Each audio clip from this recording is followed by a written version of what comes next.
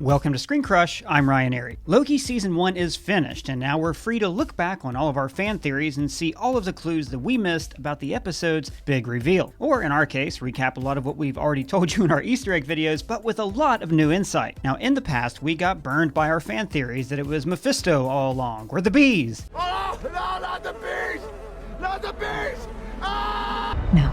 Or that Arnim Zola was the power broker, but this time we were actually dead on. The TVA has actually been run by Kang all along. What? Actually, it was created by a variant of Kang who was trying to stop the other Kangs from destroying the universe. Now, I keep saying Kang, so let me briefly recap who he is in the comics and what this means for the MCU. Actually, we covered this in our last video, so let's just roll the clip while I play on my phone. Very brief overview of Kang. He's a time-traveling scientist from the future who attempts to conquer all of time. In the comics, every time he uses time travel, he creates an alternate self. So there are actually multiple Kangs, including an older version of himself named Immortus, basically he who remains in Loki. He claims that he is protecting the timeline from his alternate evil self. Now, this answers a lot of questions. All through the series, you guys have been asking me how there could be variants if there's just one sacred timeline. So I think that what we're seeing here is that there can be variations and other timelines as long as they don't create an evil version of Kang. And we're back. So now let's look at every clue that it was actually Kang all along. What? For one thing, the MCU laid the groundwork for Kang in Avengers Endgame. As soon as a Marvel character starts to time travel, it's only a matter of time before they cross paths with Kang. For the same reason that if you go into an Abercrombie & Fitch, you know you're going to run into a guy named Chad, because that's where Chads come from. As soon as the Avengers time traveled, they introduced a powerful new technology into the Marvel Cinematic Universe. Not to mention Steve Rogers staying in the past and creating a permanent branching timeline that is so confusing even the directors and screenwriters can't agree on how it was done. Or, like Tony Stark said, You mess with time, it tends to mess back. So the Avengers have changed things. It's like escalation. We start carrying semi-automatics, they buy automatics. They buy armor-piercing rounds. Now, I've speculated for a while that the Young Avengers are coming to the MCU. Most of them have already been introduced, laying the groundwork for the team. But get this, one of the key founding members of the Young Avengers is Iron Lad, who turned out to be a teenage Kang from the future, from before he turns evil. So just the presence of all these other Young Avengers was a major hint that they would eventually face the Conqueror himself. But there were also clues littered throughout the show Loki, like when Loki arrives at the TVA and sees the Miss Minutes video. But then the all-knowing timekeepers emerged, bringing peace by reorganizing the multiverse into a single timeline. Now, our channel and lots of others pointed out that the center timekeeper looks an awful lot like Kang from the comics, and also like Jonathan Majors, who had already been cast to play Kang in Ant-Man and the Wasp: Quantumania. And there's also a focus on this center timekeeper throughout the show. Twice, the camera starts on the center statue and pulls out to show the other two, as if to say that this center person is the true power. There's also a parallel here in the finale, when Loki and Sylvie confront He Who Remains. The figure here in the background is a triskelion, a symbol meaning birth, death, and rebirth. Or, in this case, Sylvie births a new timeline, Kang is the death of the old one, and Loki is reborn into the new world. He Who Remains even manipulated events to draw Loki and Sylvie into his lair to offer them the chance to rule the TVA. You two run the thing.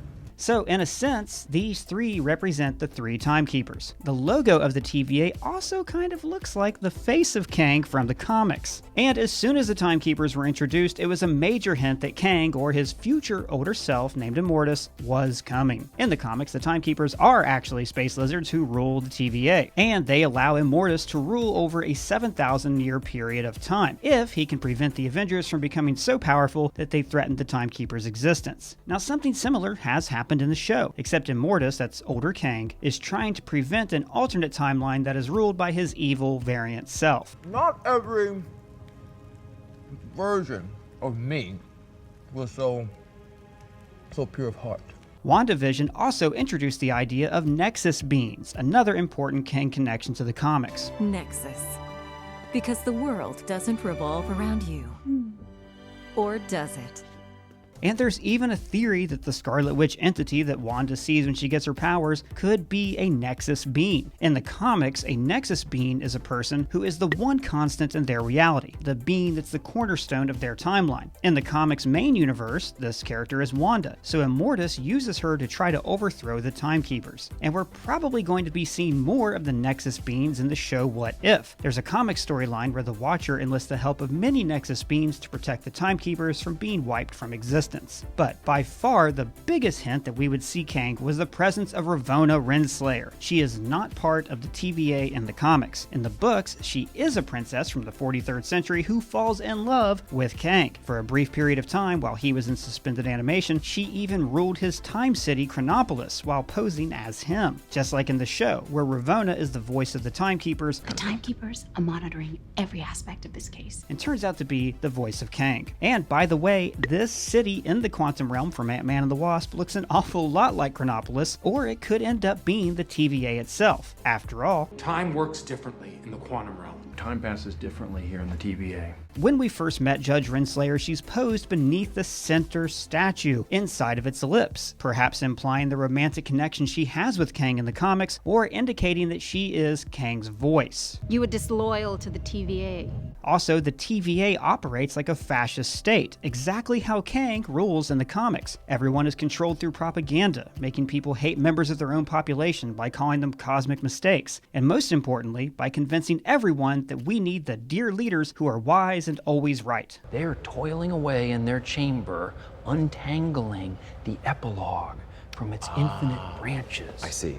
And by the way, Mobius was right, in a way. Kang was sitting at the end of time figuring out the epilogue, except in reality, the epilogue was whether or not Loki and Sylvie would take his place and prevent his evil self from coming into existence. When Sylvie and Loki do finally meet the Timekeepers, she decapitates the center animatronic, foreshadowing that she will be the one to kill Kang at the end of the season. Another clue was all of the tech the Timekeepers used. During the monologue of He Who Remains, we see that he actually invented the reset rods and the time charges that were used to reset realities. Reset charges prune the affected radius of a branched timeline, allowing time to heal all its wounds. And even the fact that the TVA are deciding which timelines live and die was a really big hint. In the comics, the TVA simply keep track of new timelines and stories being told in the Marvel Universe, because they're more of a satire of the Marvel Comics editorial staff. That's why Mobius was created to look like Marvel Comics editor Mark Gruenwald. But Kang is the one who's always manipulating other realities to fend off competition from his other selves. Then there's Alioth the Cloud Dog in episode 5. In a comics run called The Terminatrix Objective, Ravonna frees this time beast, and then they have to revive Kang to stop it. But then Kang uses it against a being called the Tempest, who works for his future self, Immortus. Basically, Kang used the big cloud dog in the comics and in the show. Episode 5 also revealed an alternate Stark Tower named Kang Tower. In the comics, Tony Stark sells Avengers Tower to the Kang Corporation, and the CEO of that company, Mr. Griffin, ends up being another version of Kang the Conqueror. Man, there's a lot of versions of Kang. Am I Kang? Are you guys Kang? Is Doug? I am not Kang. That's good to know. The credits also have a glaring Kang clue right here on the coffee pot that reads Fresh 800 BC. Now this is the first year that Kang ever time traveled back to, when he assumed the identity of the real-life pharaoh Rama-Tut. His time machine was a Sphinx, and we also see a Sphinx in the void here. The channel Heavy Spoilers pointed out that this Sphinx still has its nose, and so did Rama-Tut's time machine. Heavy Spoilers also noted that when Loki and Sylvie first opened the portal, the dominant colors we see are green and purple, the colors of Kang and Immortus, and really most villains, but it still counts. And there are even more clues that something else is going on here. For instance, who sent the message to Ravonna? But he thinks this'll be more useful. Who? And then later she says she's going to go find Free Will, this guy. Sorry, that's Free Willy. Free Will means the person who is actually in charge and is controlling events. In other words, Kang. But she doesn't go to see the Kang that we just met. She goes to find some other Kang, maybe the Kang, who is living in his city in the quantum realm. It could be that the quantum realm is the only place he's safe from the TVA, that this is the only place where he can't get pruned. Now Miss Minutes is also kind of genuinely evil at this point. Hey y'all! Like a devil figure, she tries to tempt away the heroes. And y'all can live the lives you've always wanted. Now, it could be that she wasn't even working for the older version of Kang here. He wanted Loki and Sylvie to arrive in his tower and take control of the TVA. Maybe other Kang, evil Kang, didn't want that to happen, so he tried to tempt them away as a distraction. Or maybe, since the series ends with Kang in control, he manipulated events to keep Loki and Sylvie from taking over. But the biggest mystery left is this. See you soon. This heavily implies that Sylvie has done this before and will do it again. You plunge your blade in my chest, and an infinite amount of me start another multiversal war, and I just end up right back here anyways. Now, we have a video coming out soon that elaborates on this, but it seems like the MCU is in a time loop. But who started this loop? Was it Kang or the Avengers? Do you have any theories? Let me know in the comments below or at me on Twitter. And if it's your first time here, please subscribe. For ScreenCrush, I'm Ryan Airy.